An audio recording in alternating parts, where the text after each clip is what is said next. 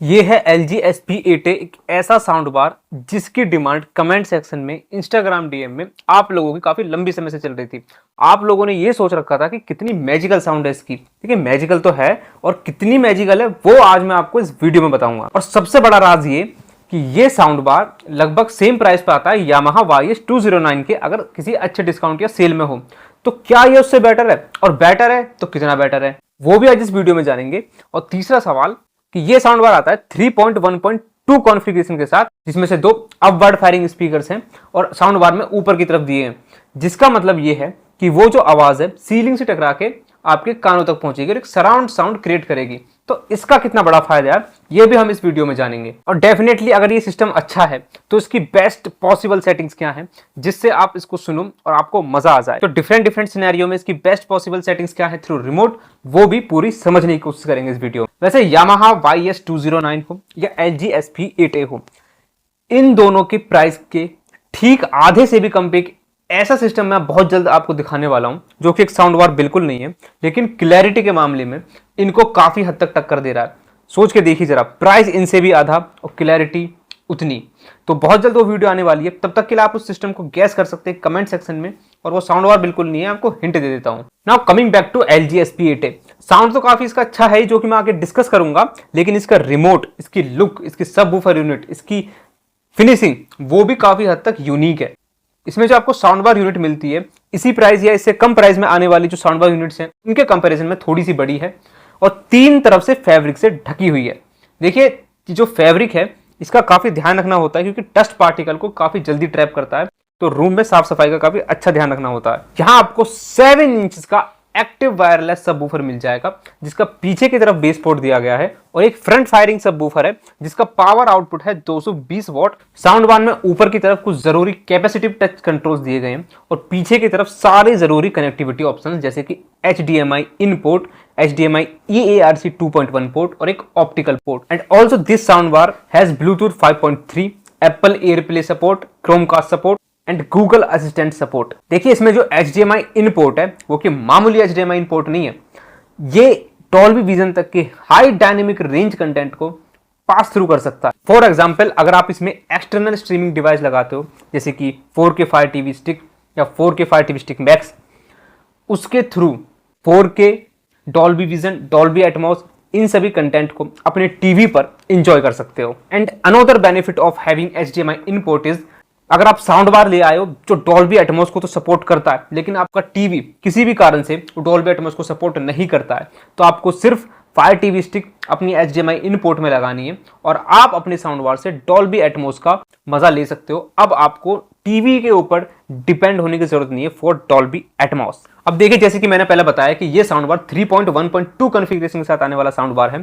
3 का मतलब है इसमें आपको 3 चैनल सामने की तरफ मिलते हैं, बीच में सेंटर चैनल और फ्रंट चैनल और लेफ्ट चैनल। इसमें पीछे की तरफ यानी कि रियर सराउंड स्पीकर्स नहीं मिलते हैं, वरना 3 की जगह 5 होता है नंबर। वे देखिए किसी भी एटमॉस सिस्टम की तरह जो तीसरी डिजिट होती है, जो लास्ट डिजिट होती है, वो सीलिंग स्पीकर्स होते हैं in case of home theatre. और अगर साउंड बार की बात करें तो अपवर्ड फायरिंग स्पीकर होते हैं। इसमें 2 अपवर्ड फायरिंग स्पीकर मिल जाते हैं जो कि 50-50 वॉट के हैं, और उनका टोटल पावर आउटपुट हुआ 100 वॉट। जिसमें सामने की तरफ 3 ड्राइवर मिल जाते हैं, उनका पावर आउटपुट है 40-40-40 वॉट ईच, यानी कि टोटल 120 वॉट। इस तरीके से पूरे सिस्टम का जो टोटल पावर आउटपुट हुआ वो हुआ 440 वॉट। एक्चुअल साउंड क्वालिटी है कैसी, उससे पहले मैं आपको छोटा सा साउंड सैंपल सुनाना चाहता हूं। आप जल्दी से ईयरफोन लगा लीजिए, फिर मैं आपको अपना ओपिनियन शेयर करता हूं।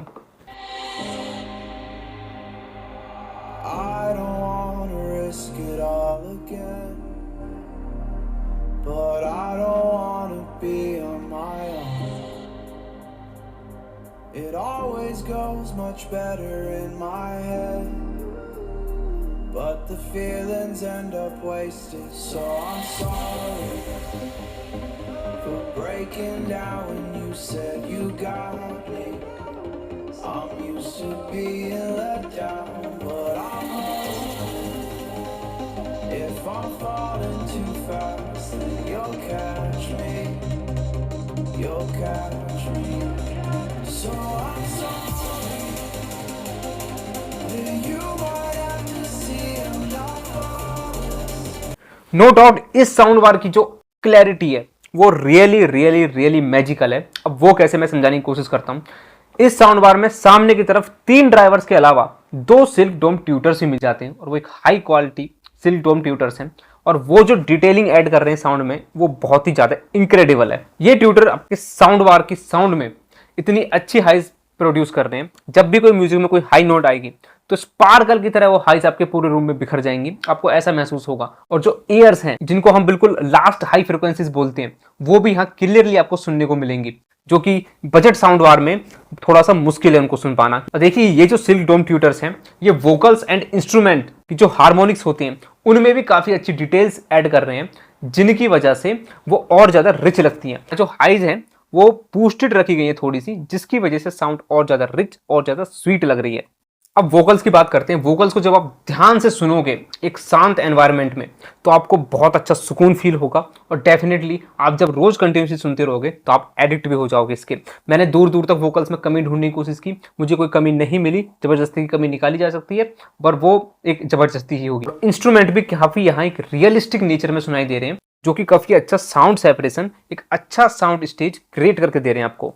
और इस सिस्टम में अगर आपको अच्छे से इंस्ट्रूमेंट और वोकल्स को फील करना है, उनको सुकून के साथ सुनना है, तो आप थोड़े से पुराने गाने सुन सकते हैं, 90s के या उससे पहले के, तब आपको रियल मैजिक साउंड बार का समझ में आएगा। देखिए, जरा बेस की बात कर लेते हैं, क्योंकि उसके बिना तो पूरी साउंड अधूरी है।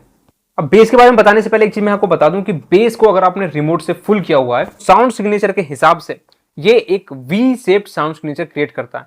यानी कि मिड्स को बीच में रखा गया है, थोड़ा सा नीचे की तरफ, और बेस को और हाइज को हल्का हल्का बूस्टेड रखा गया है। ये बहुत अच्छी बात है कि इसमें डीप वी साउंड सिग्नेचर नहीं मिलता है, जिसमें कि मिड्स बहुत ज़्यादा नीचे हो जाते हैं, जिसमें मिड्स को समझने में काफ़ी ज़्यादा दिक्कत होती है, और जो वोकल्स और इंस्ट्रूमेंट की जो फंडामेंटल फ्रिक्वेंसीज हैं वो कॉम्प्रोमाइज हो जाती हैं। ऐसी चीज़ यहाँ नहीं है, हल्का सा वी शेप किया गया है, और ये एक ऐसा साउंड सिग्नेचर है जो लगभग हर किसी को पसंद में आता है। अब जैसे कि मैंने बताया आपको, यहाँ की एक आपको बेस बूस्टेड मिलता है, और जो ये बेस बूस्टेड मिलता है वो लोअर बेस भी बूस्टेड है, साथ ही साथ मिड बेस भी बूस्टेड है। देखिए, 20 हर्ट्ज से लेके 60 हर्ट्ज तक जो बेस होता है, उसको हम लोअर बेस या सब बेस बोल सकते हैं। 60 to 80 वो एक बेस होता है जो ट्रांजिशनल बेस होता है, जो कि लोअर से अपर में जा रहा होता है, लेकिन 60 to 80 को हम बोल सकते हैं मिड बेस। 20 to 60 वाला जो बेस है, वो आपको वाइब्रेशंस देता है, रंबल्स देता है, रिपल्स देता है, और आपका ग्राउंड शेक करने में, जिसको आप बोलते हैं वाइब्रेशन करने में, उनको हेल्प करता है। आपको चेस्ट में थंप देता है, और ये बेस को थंपी बनाने में काफ़ी बड़ा रोल है 20 to 60 हर्ट्ज वाली फ्रिक्वेंसी का। और ये सिस्टम आसानी से 40 हर्ट्ज तक इजीली नीचे जा रहा है बेस के अंदर। लेकिन दोस्तों, 60 to 80 वाले अगर फ्रिक्वेंसीज नहीं होंगी, तो केवल हमको जो बेस है वो डीप तो लगेगा, लेकिन जब बीट्स आएंगी वो हमें काफ़ी ब्लर लगेंगी, ना तो हमें कोई पंच मिलेगा, ना ही कोई किक मिलेगा। ये 60 to 80 हर्ट्ज वाला बेस इसलिए ज़रूरी है ताकि एक एक बीट आपको अच्छे से समझ में आए, आपको आइडेंटिफाई हो, बेस में ओवरऑल क्लैरिटी भी बनी रहे, और बेस में थोड़ी सी हार्डनेस भी आए। अदरवाइज बेस आपको ओवर सॉफ्ट लगेगा अगर 60 to 80 वाली फ्रिक्वेंसीज थोड़ी सी भी बूस्ट नहीं होंगी, या फिर बहुत ज़्यादा नीचे की तरफ होंगी। तो और फाइनल बात करें दोस्तों 80 हर्ट्ज से ऊपर वाले अपर बेस की, वो भी काफ़ी ज़रूरी है, जो कि सिस्टम में काफ़ी अच्छा खासा दिया गया है, क्योंकि उसके बिना इंस्ट्रूमेंट खोखले लगेंगे और वोकल्स थोड़े से बेजान लगेंगे, थोड़े से लाइट लगेंगे।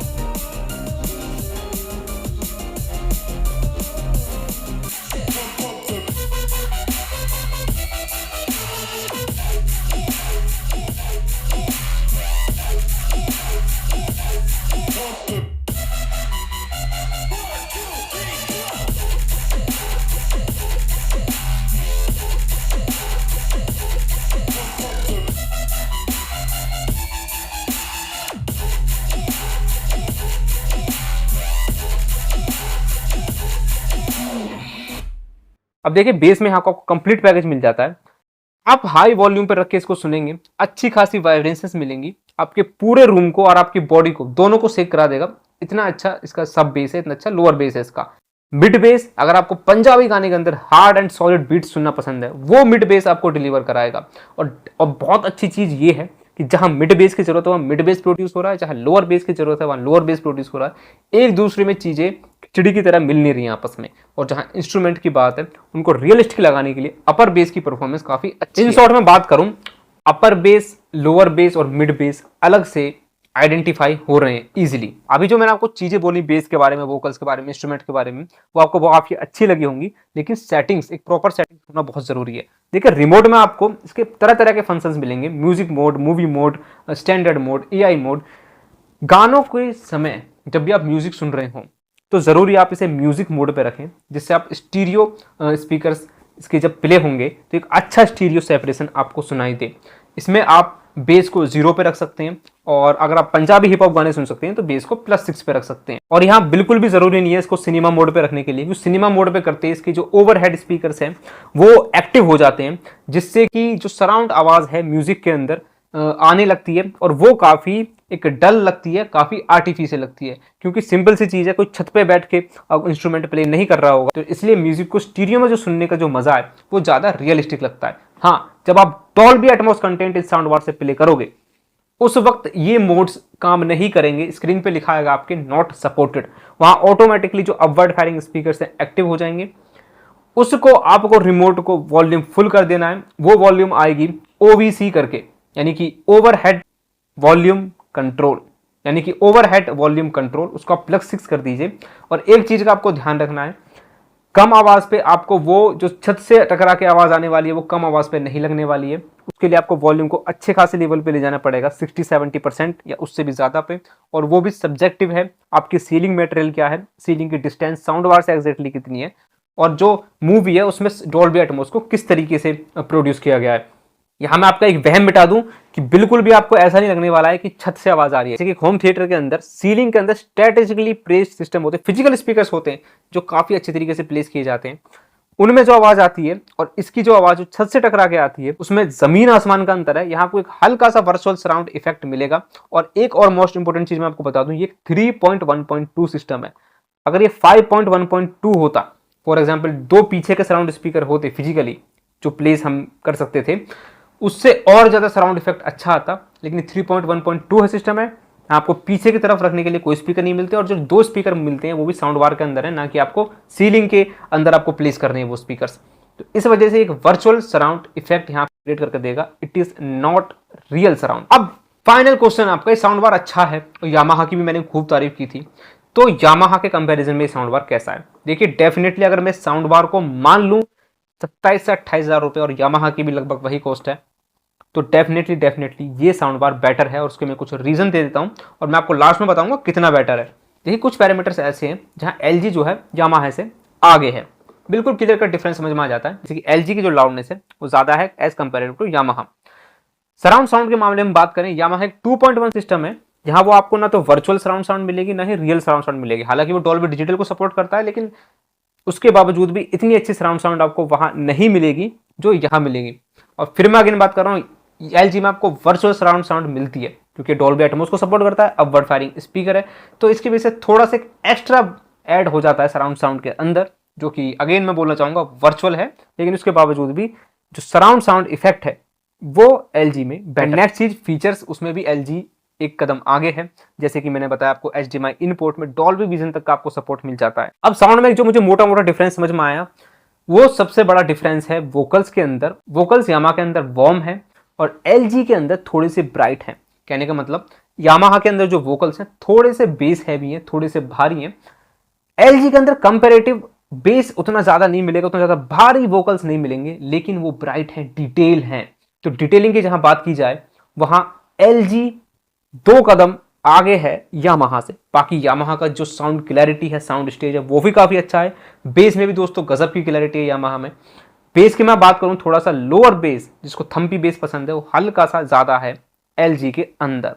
तो कुल मिला के अगर मैं बोलूं यामाहा 19 है तो LG हुआ 21। जी हाँ, सिर्फ इतना ही डिफरेंस है, ऐसा कुछ नहीं है कि बहुत ही ज़्यादा मैजिकल डिफरेंस है कि LG से आपने यामाहा पे स्विच किया, यामाहा से LG पे स्विच किया कि बहुत बड़ा डिफरेंस आपको नजर आएगा। एक बात आप ध्यान से सुन लीजिए मेरी, अगर आप 5,000 रुपये खर्च करते हैं एक साउंड बार पे और आप प्राइस को दुगना करते आए कि 10,000 रुपये, आपको वहाँ एक नोटिसेबल डिफरेंस मिलेगा। मान लेते हैं दुगना डिफरेंस मिलेगा ऑडियो क्वालिटी के अंदर। लेकिन जब आप 10,000 से 20,000 यानी कि प्राइस को फिर से डबल करते हैं तो अब वो डिफरेंस दुगना नहीं रहेगा, वो थोड़ा सा कम हो जाएगा। अब आप अगेन 20 से 40,000 इसको दुगना करके स्पेंड करते हैं तो एक तरफ 20,000 वाला साउंड बार है, एक तरफ 40,000 वाला साउंड बार है। इसमें जो आपको डिफरेंस मिलेगा वो उतना नहीं मिलेगा जितना 10,000 से 20,000 पे स्विच करने में मिला था। और जब आप 40,000 से 80,000 वाले साउंड बार पे स्विच करोगे तो ये डिफरेंस हो सकता है सिर्फ 19-20 का रह जाए। और 80,000 से आप जब 1,60,000 वाले साउंड बार में साउंड सिस्टम में स्विच करोगे, और मैं मान के चल रहा हूँ कि इस साउंड बार अपनी अपनी प्राइस कैटेगरी के अंदर बेस्ट साउंड बार्स हैं, तो हो सकता है आपको वहाँ डिफरेंस समझ में भी ना आए।